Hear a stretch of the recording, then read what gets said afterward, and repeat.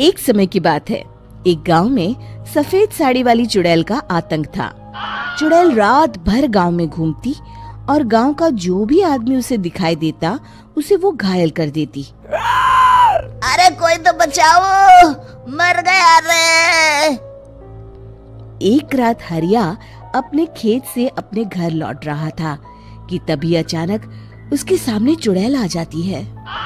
अरे बाप रे, ये चुड़ैल कहाँ से आ गई? आज तो मैं गया काम से।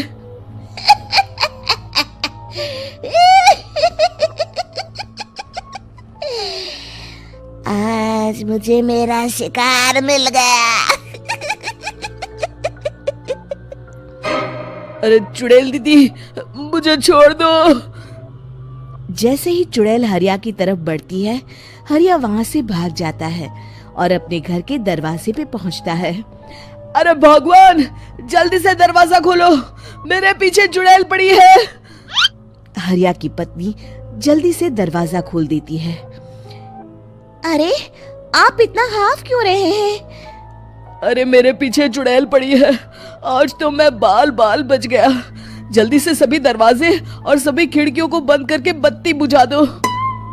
तभी चुड़ैल हरिया के घर के पास पहुंच जाती है।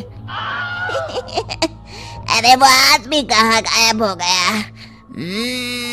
मैं भी देखती हूँ आखिर कब तक बचेगा। मैं अपने शिकार को इतनी आसानी से नहीं छोड़ती। इतना कहकर चुड़ैल वहाँ से चली जाती है। वहीं दूसरी तरफ हरिया और उसकी पत्नी दोनों अपने घर की खिड़की से ये सब देख रहे होते हैं। अरे बाप रे, ये तो बड़ी डरावनी चुड़ैल थी।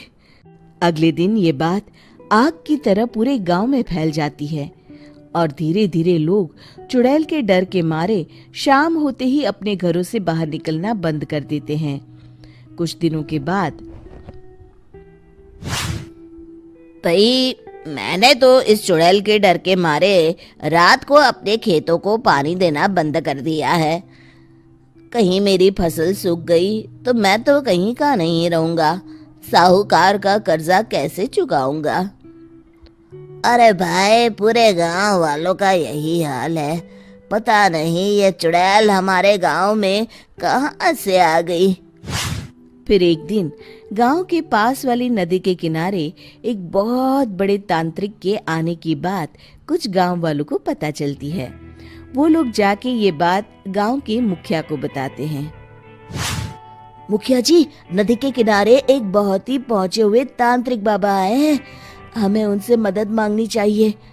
मैंने सुना है वो बड़े बड़े भूतों और चुड़ैलों को अपने वश में कर लेते हैं। मुखिया जी सभी गांव वालों को लेकर उस तांत्रिक के पास पहुंच जाते हैं। ओम फट स्वाहा, ओम फट स्वाहा। तभी तांत्रिक अपनी बंद आंखों को खोलकर कहता है, क्या बात है? तुम सब लोग यहाँ क्यों आए हो? मुखिया जी उस तांत्रिक को सारी बात बता देते हैं। अच्छा, तो ये बात है। और तांत्रिक अपनी आंखों को बंद कर लेता है। मैं देख रहा हूँ तुम्हारे पूर्वजों ने बहुत पाप किए थे, जिससे ये गांव अब श्रापित हो चुका है। उसी के फल स्वरूप तुम्हारे गांव में चुड़ैल आई है। ये चुड़ैल बहुत खतरनाक है, ये किसी को नहीं छोड़ेगी। हे भगवान, मर गए रे, अब क्या होगा? तभी गांव के मुखिया जी कहते हैं, बाबा, इस चुड़ैल से हम सबको बचा लीजिए। कोई तो उपाय होगा। इसका सिर्फ एक ही उपाय है। सभी गांव वालों को बारी बारी हर दिन अपनी आधी फसल उस पहाड़ी के ऊपर बनी काली गुफा में छोड़ के आनी होगी। तभी उस चुड़ैल की भूख मिटेगी और श्राप का प्रभाव खत्म हो जाएगा और तुम सब जिंदा बच जाओगे। सभी गांव वाले उस तांत्रिक की बात को मान लेते हैं और वहां से चले जाते हैं। फिर अगले दिन से रोज उस गांव के लोग बारी बारी से अपनी आधी फसल उस काली गुफा के पास जाकर रखाते। कुछ दिनों बाद हरिया की बारी आती है। बाप रे, आज तो मेरी बारी है उस काली गुफा में जाने की। क्या करूं, वो तो बड़ी खतरनाक चुड़ैल है। मेरे तो हाथ पैर कांप रहे हैं। फिर हरिया डरते डरते अनाज की बोरियां अपनी बैलगाड़ी में लाद देता है। तभी हरिया की पत्नी उससे कहती है, देखो जी, संभल के जाना और किसी भी हालत में शाम होने से पहले वापस आ जाना। उस चुड़ैल का कोई भरोसा नहीं है जी। हरिया बैलगाड़ी में बैठते हुए कहता है, भगवान, मैं क्या वापस आऊंगा? लगता है अब तो मेरी खबर ही आएगी। इतना कहकर हरिया वहां से चला जाता है। रास्ते में जंगल से गुजरते हुए हरिया की बैलगाड़ी का एक चक्का बड़े गड्ढे में फंस जाता है। हे भगवान, अब ये क्या मुसीबत है? हरिया नीचे उतर के पूरी ताकत से अपनी बैलगाड़ी को गड्ढे से निकालने की कोशिश करता है। बहुत देर मेहनत करने के बाद हरिया की बैलगाड़ी उस गड्ढे से बाहर निकल जाती है। हे भगवान, अब तो शाम होने वाली है। आज तो मैं गया काम से। जैसे तैसे हरिया काली गुफा में पहुंच जाता है। अरे मर गया रे, यहाँ तो चारों तरफ डरावना माहौल है। मैंने यहाँ आने में बहुत देर कर दी, कहीं चुड़ैल नाराज ना हो जाए। हरिया अनाज की बोरिया वहां रख के जैसे ही जाने लगता है, तभी उसे किसी के आने की आवाज सुनाई देती है। हरिया एक कोने में छुपकर अंदर देखने लगता है। चुड़ैल वहां आती है और फिर अपने चेहरे से नकली चुड़ैल का मुखौटा निकाल देती है। हरिया ये देख के हक्का बक्का रह जाता है। तभी चुड़ैल कहती है, भैया यहाँ आना। आज तो बहुत अनाज आया है, इसे मिलाकर अब हमारे पास ढेर सारा अनाज जमा हो गया है। कल ही हम इसे शहर में बेच आएंगे और माला माल हो जाएंगे। तभी अंदर से नदी के किनारे वाला तांत्रिक बाहर आता है। अरे, ये तो तांत्रिक बाबा है। हाँ, अब तो हम दोनों की जिंदगी मजे में कटेगी। गांव वालों को बेवकूफ बनाना इतना भी मुश्किल नहीं था। लोग तो तुम्हें सच में असली चुड़ैल समझते हैं। हाँ, तुमने सही कहा। अब ये गांव वाले चुड़ैल के डर से जिंदगी भर इस काली गुफा में अनाज पहुंचाते रहेंगे। अच्छा, तो ये बात है। ये दोनों पूरे गांव वालों को बेवकूफ बना रहे हैं। अभी जाकर सबको बताता हूँ। हरिया उन दोनों की पूरी बातें सुन लेता है और जल्दी से वापस गांव में आता है। गांव वालों को पूरी बात बता देता है। इससे पहले वो दोनों हमारा अनाज लेकर शहर जाए, हमें उन दोनों को पकड़ना होगा। उधर दूसरी तरफ नकली तांत्रिक और नकली चुड़ैल बनी औरत एक बड़ी गाड़ी में सारा अनाज लाद के वहां से निकलने की तैयारी कर रहे होते हैं। जल्दी करो, इससे पहले हमें कोई देख ले। हमें यहाँ से निकलना होगा। और तभी वो दोनों देखते हैं कि सामने से सभी गांव वाले अपने अपने हाथों में मशाल लेके आ रहे हैं। दोनों बुरी तरह डर जाते हैं। रुक जाओ, तुम दोनों का भांडा फूट चुका है। अरे मर गए रे, ये गांव वाले कहाँ से आ गए? तुमने क्या सोचा इतनी आसानी से यहाँ से निकल जाओगे? ये अनाज हमने अपने खून पसीने से दिन रात खेतों में मेहनत करके उगाया है। दोनों मुखिया जी के पैरों में गिर जाते हैं।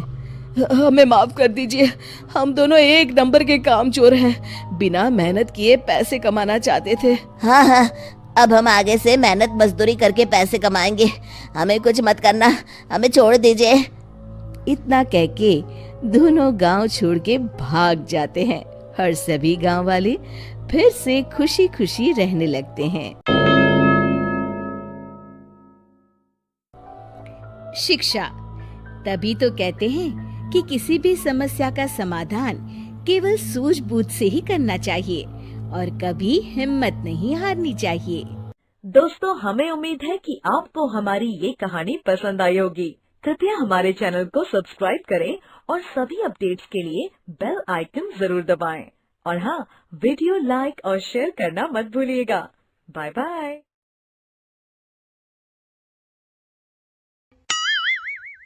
एक गांव में लल्लू जलेबी वाला रहता था। लल्लू जलेबी बनाता और बेचता।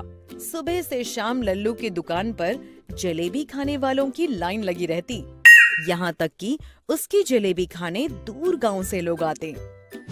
अरे भाई, इस लल्लू के हाथ में तो जादू है। क्या जलेबी बनाता है ये। वाह, मजा ही आ गया। सही कहा सोनू भाई। लल्लू भैया, मुझे जरा 50 रुपए की जलेबी दे दो, घर ले जाऊंगा। घर वालों को भी आज खुश कर दूं। तो इस प्रकार लोगों को लल्लू की जलेबी बहुत अच्छी लगती।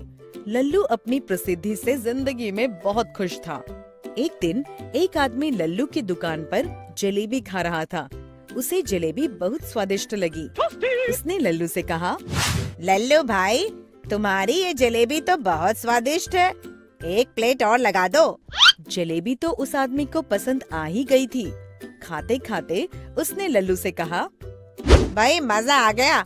ऐसा लग रहा है मानो किसी ने अमृत रस भर दिया हो इस जलेबी में। धन्यवाद भाई साहब। अब तो बस इसी काम की आदत हो गई। जलेबी बनाओ और खिलाओ। वैसे अगर जलेबी के साथ बढ़िया मलाईदार रबड़ी भी होती तो मजा आ जाता। आपकी बात ठीक है, पर मुझे सिर्फ जलेबी बनानी आती है। वैसे भी जलेबी बनाने में सारा दिन बीत जाता है, तो रबड़ी कैसे बनाऊं? अरे लल्लू भाई, क्या बात करते हो। उसके लिए हलवाई रख लो। एक बहुत ही बढ़िया रबड़ी बनाने वाले हलवाई को जानता हूँ।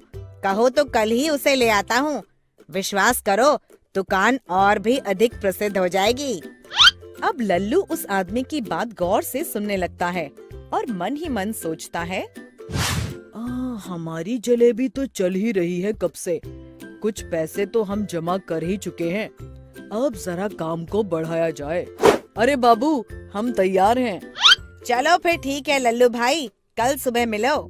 अगली सुबह वो आदमी रबड़ी बनाने वाले हलवाई को लल्लू से मिलवाता है और काम भी शुरू हो जाता है। अब लल्लू की दुकान पर जलेबी और रबड़ी का बोर्ड लग जाता है। ग्राहक दोनों का स्वाद लेने लगते हैं। हर ग्राहक को जलेबी के साथ रबड़ी खाने की इच्छा जरूर होती। ग्राहकों को जलेबी और रबड़ी का साथ खूब भाने लगा। धीरे धीरे रबड़ी वाला भी लल्लू से जलेबी बनाना सीख लेता है। इसी प्रकार कुछ दिन बीत जाते हैं। एक दिन रबड़ी वाला लल्लू से आके कहता है, अरे लल्लू भैया, हम शहर तक जा रहे हैं सामान लेके। 2 दिन में आ जाएंगे। ठीक है भाई, आ जाना जल्दी। अगली सुबह लल्लू की दुकान पर ग्राहकों की भीड़ लग जाती है। जरा रबड़ी जलेबी लगा दो 1 प्लेट। अभी तो सिर्फ जलेबी है भाई, जलेबी खाओ। पर लल्लू भैया, जलेबी के साथ मलाईदार रबड़ी का मजा ही अलग है। बिना रबड़ी के जलेबी का स्वाद नहीं आता। सभी ग्राहक वापस चले जाते हैं और धीरे धीरे लल्लू की दुकान पर ग्राहक आना कम हो जाते हैं और लल्लू चिंतित होने लगता है। तभी एक ग्राहक लल्लू को चिंतित देख उसकी दुकान पर आता है। क्या हुआ लल्लू भाई, बड़े चिंतित लग रहे हो। क्या बताऊं भाई, आजकल जलेबी ही नहीं बिकती और आज 6 दिन हो गए, रबड़ी वाला भी नहीं आया। क्या बात करते हो, जलेबी नहीं बिकती? उस गांव में जलेबी खूब बिक रही है और रबड़ी भी। खा के देखो, मैं भी वहाँ से लाया हूँ। लल्लू रबड़ी और जलेबी खा के बोलता है, अरे ये जलेबी और रबड़ी बिल्कुल हमारे जैसी ही बनाई है। जरा चल के देखें, ये कौन है? तभी लल्लू दूसरे गांव के दुकान पर जाता है और देखता है कि वही हलवाई जो उसकी दुकान पर था, वहाँ रबड़ी और जलेबी बना रहा है। और ये क्या, वही दूसरा आदमी जिसने उस हलवाई को भेजा था, वो जलेबी बना रहा है। ये देख लल्लू हैरान हो जाता है। लल्लू समझ जाता है कि उन दोनों ने लल्लू को लल्लू बना दिया और जलेबी के सभी ग्राहक भी अपनी दुकान पर ले गए। अरे ई का हो गया, ई तो गई भैंस पानी में। शिक्षा, कभी भी किसी अनजान आदमी पर आंख बंद करके विश्वास नहीं करना चाहिए। हमेशा सूझबूझ के साथ ही किसी पर विश्वास करना चाहिए। हमें उम्मीद है बच्चों कि आपको ये कहानी पसंद आई होगी। तो कृपया हमारे चैनल को सब्सक्राइब करें और अपडेट्स के लिए बेल के आइकन पर क्लिक करें। और हाँ, इस वीडियो को शेयर और लाइक करना ना भूलें। Bye bye.